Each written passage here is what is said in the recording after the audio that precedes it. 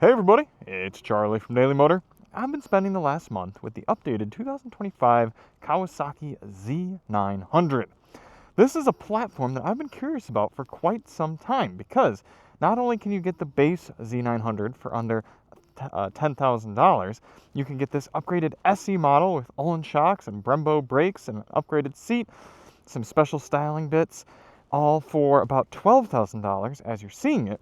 But then you can also get the Z900 RS, which has that cool retro sort of cafe racer-ish type styling, and all of them coming with this retuned, just about 900cc inline 4 engine. This one putting out right around 125 horsepower, but more importantly for 2025, retuned to really add in torque and grunt and power, really, across the low and mid-range of the power band. And it's going to be an interesting topic throughout the video because for street fightery, naked, standard bikes like this, inline 4s are becoming less and less common. And I hate to say it, but I kind of understand why. Aside from emissions regulations, just from a riding perspective, this motor, it feels a little bit more like it should be in a sport bike, and something with some fairings and something that's running down the track at high RPM. For putzing around town, it is very good, but I do kind of miss the grunt and the character of arguably worse, something like a parallel twin or 3-cylinder.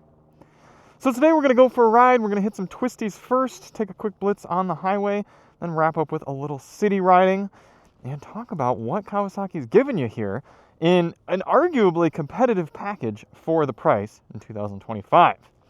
As I said, this SE model getting some more special bits than the standard Z900, and this is a very livable and approachable and just, I'm going to say it, premium naked general street bike, because you've got this little bit of an extra wind deflector here above the gauge.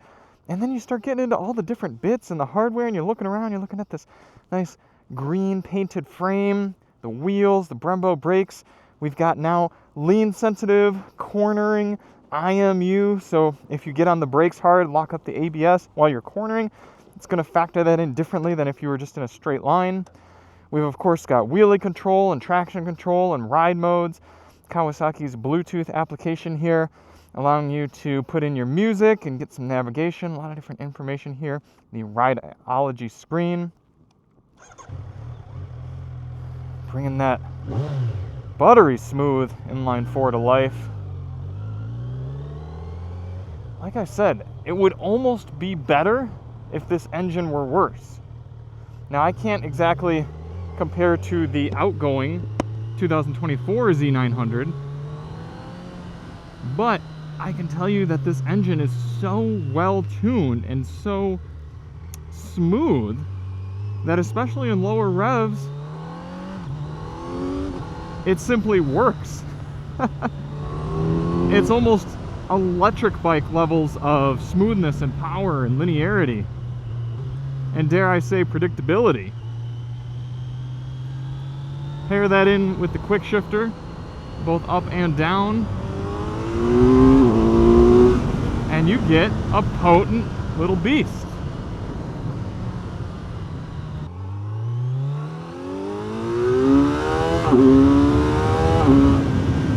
Feeling that traction control work right there for me to keep the front end down as I pull on the throttle all the way open.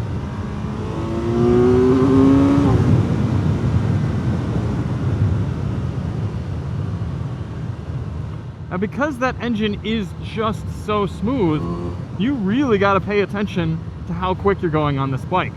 Between the engaged riding position, the excellent suspension, and the smoothness and linearity of the inline 4, you're going to find yourself speeding quite frequently if you're not very capable with this motorcycle.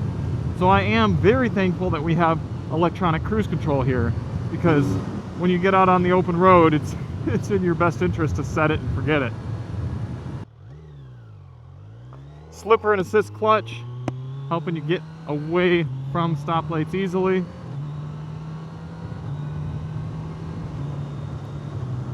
The intake sound on this bike is fantastic. We're going to see that here in this twistier road section. I'm going to put it up in the sport mode, and the noise it makes at wide open throttle is fantastic. But when you're just cruising here, we're doing about 4,200 RPM at 60 miles per hour. Vibration free. Pretty much just hearing the wind in your helmet. And speaking of wind, one of the nice things about a naked bike is that you've got clean, unobstructed air on you. So right now the wind's hitting me about mid-chest, lower chest, and with a decent helmet, you're not getting turbulent, loud air on you.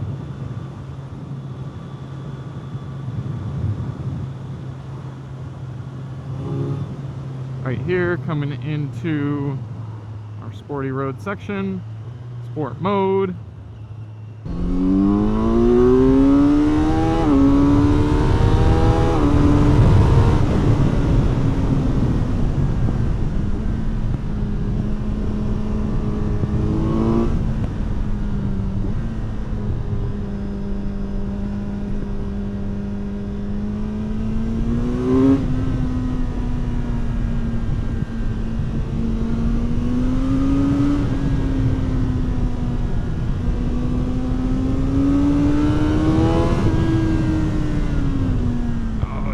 Brembos grab hard. Now, it's not that I think that the standard brakes would do a worse job at stopping the bike.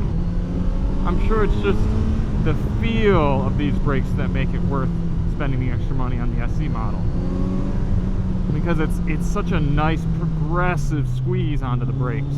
Just a little bit and then more and more and more. It's not an on-off sort of switch that you might get with a cheaper model.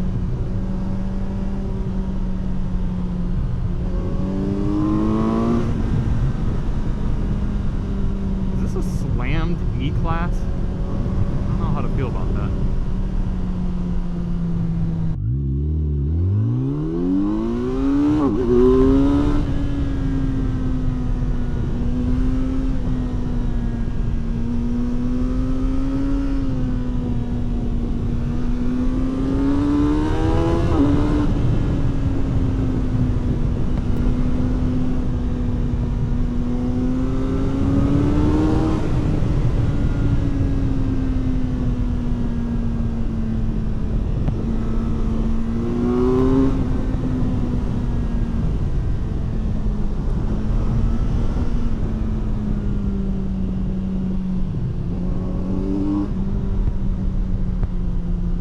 In fact, most of the SE package is more just general creature comfort and nicening of the bike. Everything about the Z900 in general, from most people's riding, is going to be fine without the SE. I mean, obviously it's going to have better suspension, better brakes with the SE package as well, but you're still going to be able to enjoy what the Z900 is and what it provides without spending that extra coin.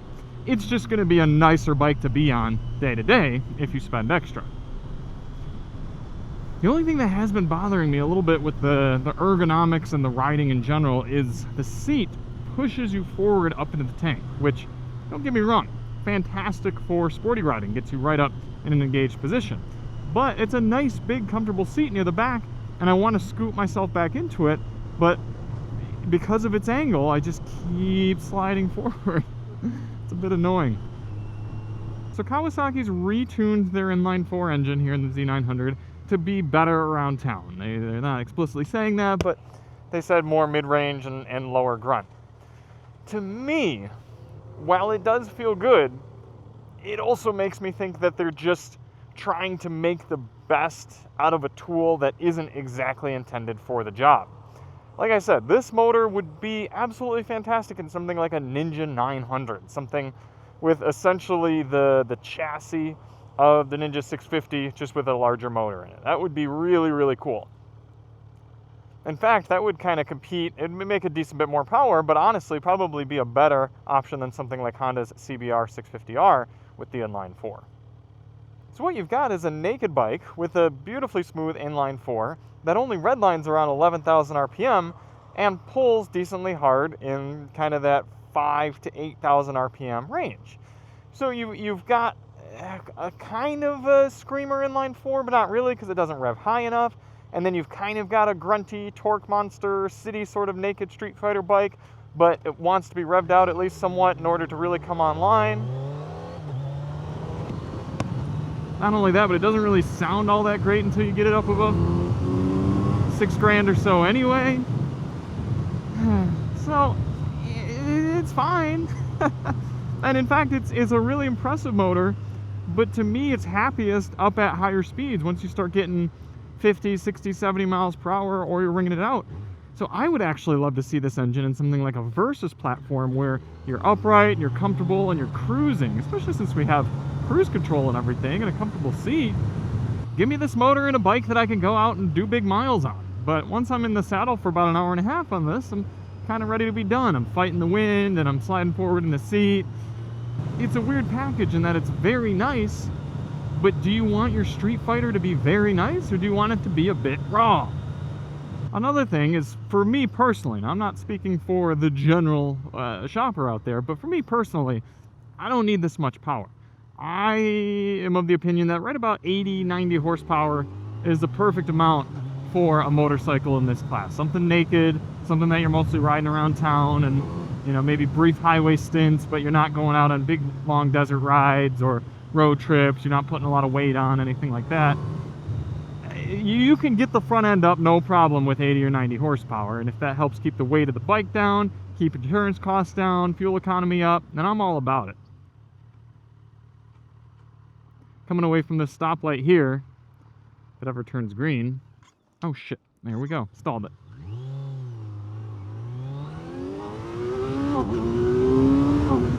If I lean all the way into it there, I'm mega speeding already. I get through 1.5 shifts, I'm going well above the speed limit.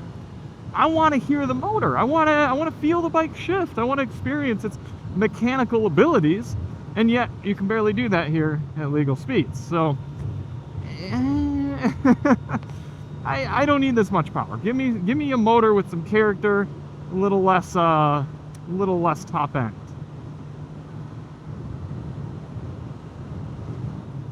Now, conveniently, I just got off a ride the other week on Honda's new CB750 and 1000 Hornets.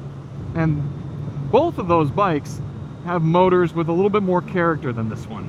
The inline 4 versus the inline 4, they're similar, but that Honda manages to have a little bit more playfulness, a little bit more throatiness, just kind of a more happy-go-lucky engine character than this Kawasaki. And again, I don't want you to hear that as bad. This engine is arguably better than the Honda's motor from a smoothness and power and development standpoint.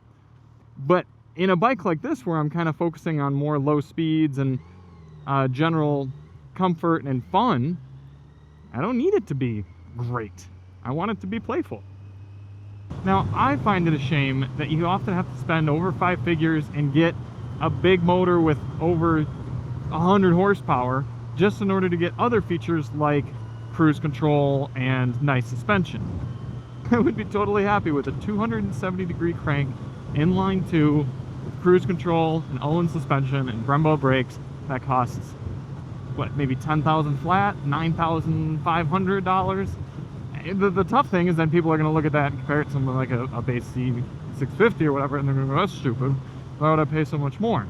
But I do think that there is a more distinguished and confident in him or herself rider that would go, yeah, I want the bells and whistles, but I don't need the power.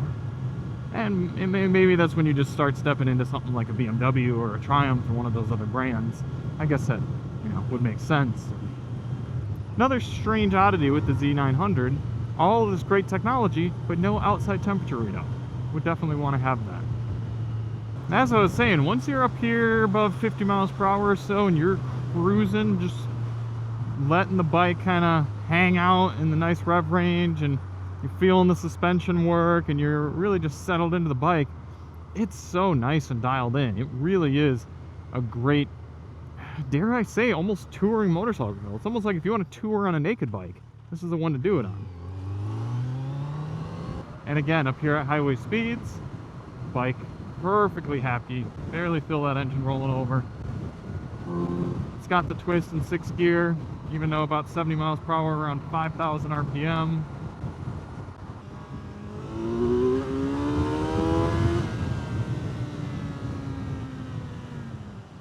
Now, I don't want you all to get the wrong impression. The motor is fantastic. It really is.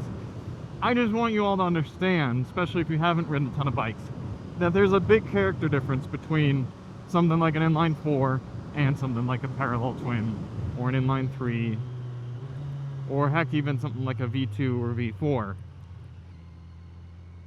So you really got to know what type of character you want out of your motorcycle. And to me personally, it's just a bit of a strange character to have such a butter smooth motor in a bike that otherwise looks and feels like it should be kind of a hooligan machine. And that kind of goes with the character of the rest of the bike. The whole motorcycle feels better than it should, and it looks better than it should. The paint looks fantastic, the tech works well, the suspension is great. Everything seems like it should be on a more expensive motorcycle and a bike that isn't just going to be purchased and used for going around town and doing wheelies. So, interesting buyer, I suppose, for the Z900 SE. Somebody who wants more than enough power, somebody who wants to look street fighter aggressive, but also wants the refinement of Olin shocks and a buttery smooth inline 4 engine. To me, I would like to experience the RS. I think that fits the type of buyer for this bike a little bit better. I do think that if you're kind of a younger, sort of high-speed hooligan sort of rider, you're probably just going to go out and get yourself something like a ZX6R, even though this bike probably would suit you better and the type of riding you do. But I just think people want that sort of sport bike look, and they want to be able to rev it out to 15 grand. So I don't know. I think Kawasaki's got a fantastic machine on their hands here. I think it's priced really well for what you're getting, and it's a bike that I enjoy hopping on and going out for rides with. I just don't know. I don't know exactly who's going to buy it. But let me know in the comments. Did you buy one? Are you going to buy one? What is it that that sealed the deal here for you? Because there is a lot to like about this one. So thank you all so much for watching. If you do want to see more on the Z900, check the link below for our DM commuter ride, our winding road no talking ride, or any of our other bike coverage. And we'll see you on the next one. I'm Charlie from Daily Motor, and as always, ride on.